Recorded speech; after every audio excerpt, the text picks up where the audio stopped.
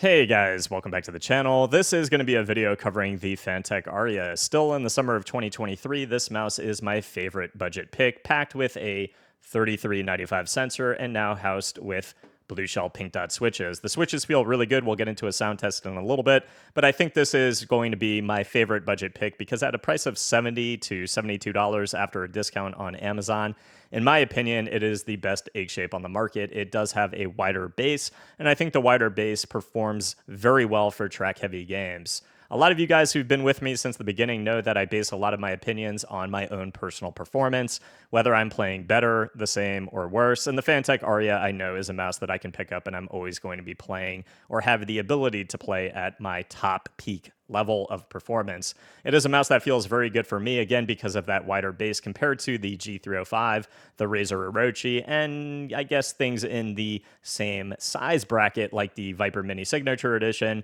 The Signature Edition is just a little bit too narrow for me, and the wider base is just so good for me for track-heavy games. So if you have hands that are a little bit on the wider side, the 305, the Orochi were a little bit too narrow for you. This is a phenomenal mouse that performs very well with about 70 hours of battery life, build quality that feels very good. We'll get into that in a little bit as well.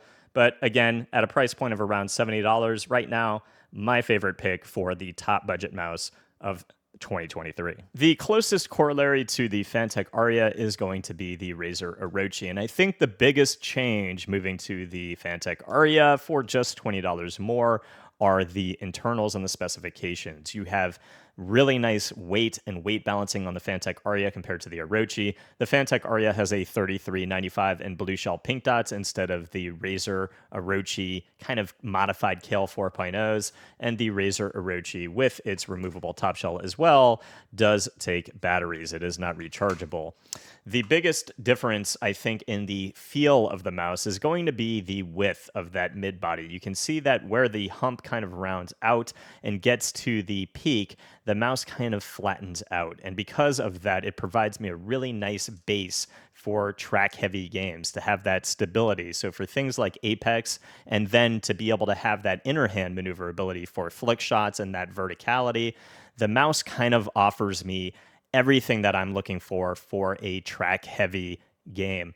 If I was to take it into something like a tack shooter, because of that wide base and how it doesn't really round out towards the bottom of mouse 1 and mouse 2 very abruptly, the mouse is just very comfortable and I have very steady crosshair placement. So for me, it's a win for all sorts of different types of games, especially over the Orochi. Again, the Orochi is $50. I loved the Razer Orochi. I think it's one of their best mice. And two of these being some of the best egg-shaped mice on the market. But again, 3395 sensor, doesn't require batteries, better weight balancing, and blue shell pink dots instead of the Razer modified Kale 4.0s. Taking the Orochi out of the equation, you can kind of get a sense of the mouse next to the Atlantis Mini. This is not an egg shape. None of the rest of these on the table are egg shapes, but I do want to show you kind of a difference between the Fantech Aria and some of the other small mice on the market. The Atlantis Mini, this is the beautiful nacho kind of mint-colored colorway. I think the colorway looks phenomenal, and the mouse does offer 4K support, but I do think that just the biggest difference in these two mice, the Atlantis Mini offers a very tight, kind of aggressive grip. It's actually, to me, very comfortable, one of my favorite small mice shapes, but the Fantech Aria is just so exceptionally comfortable for track-heavy games, as well, again, as tack shooters. The main difference being, again, that the hump rounds out a little bit higher. You have, again, that huge, wide base to plant your hand, and then you just have that comfortable egg shape feel in your hand compared to the aggressive curvature on the Atlantis Mini. You can see it kind of comes up and then loops down a little bit more aggressively and further towards mouse 1 and mouse 2. And then you have those aggressive ergonomic curves on the left side and right side of the mouse as well. Very comfortable, very nice, aggressive feeling mouse. But the Fantech Aria, I think, is, for me, a more consistent daily driver than the Atlantis Mini. Have a lot of fun with the Atlantis Mini. Again, the Fantech Aria is just a more comfortable daily driver. Again, transitioning to the Viper Mini Signature Edition. This is a mouse that is over $270 compared to the Fantech Aria, which again, you can get on sale for $70 on Amazon. 4,000 hertz, 2,000, 8,000. Obviously, the Viper Mini Signature Edition has that capability. The Fantech Aria does not. The weight of these is about the same, despite the Razer Viper Mini Signature Edition having magnesium and a lot of those larger, wide gaping holes. My new Signature Edition feels very nice, and I really am enjoying it. The problem, though, is for my size hands, the shape is just very small and narrow, and that narrowness kind of makes me taper my grip in, and I will start to feel that discomfort in my ring finger and pinky finger, and not having that stability for tracking. I always feel as though I'm just not performing at a consistent level. So shape really is important. It's not all about the internals. And if you were to kind of compare these at 1,000 hertz, I don't necessarily think that you would have a distinguishable difference in performance if you were to be focusing on track-heavy games in particular. Of course, the optical switches on the Signature Edition, you may notice quite a difference for things like aim trainers as well as tack shooters. Viper Mini Signature Edition, I think it's a pretty cool looking mouse. Going back to it, I think that it is a pretty damn well-performing mouse. I just think that if you really want 4,000 hertz polling rate or 8,000 hertz polling rate, of course, obviously you would be looking at this. If you have small hands, ones that don't require a wider base like the Fantech Aria, the Signature Edition, it's possibly a very nice mouse for you. The Pulsar X2 is still one of my favorite mice on the market. It is very different than the Fantech Aria. I perform very well on both of these two mice. Both of these mice are probably still in my top 5 picks right now in the summer of 2023 for me personally. The Fantech Aria, again, the main difference is going to be just the egg shape as well as that mid-body stability.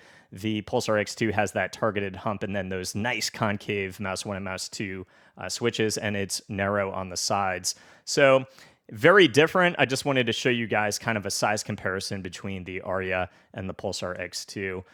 But if your hands always felt like they needed a little bit more of a wider mid-body, if you've tried the Razer Orochi or even the Zhaopin, this is a very nice option for you. And again, only at around $70 with a $33.95 and blue shell pink dots. And to give you guys a sound test of those switches,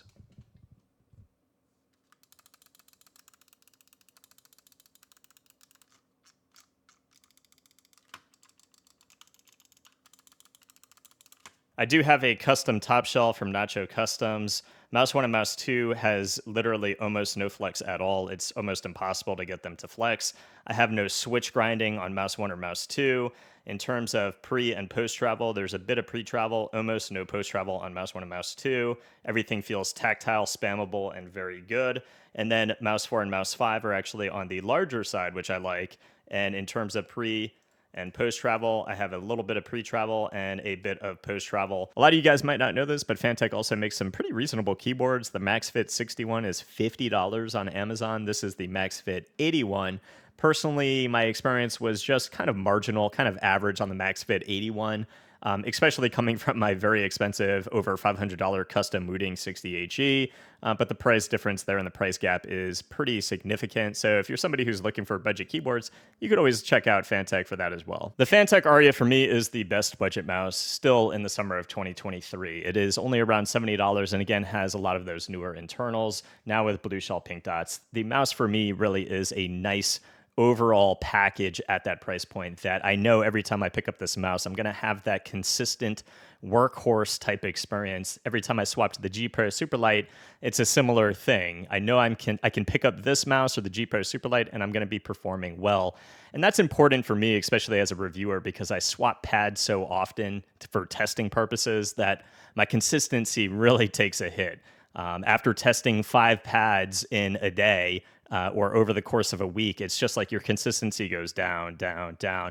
So it's nice to be able to pick up a mouse that I know I'm always going to be playing consistent on. It really is the stable workhorse in my lineup next to the G Pro Superlight that I know is always going to be performing at what I prefer to be a consistent and high level of gameplay. For me, it's just a really nice mouse and the best budget mouse still in the summer of 2023.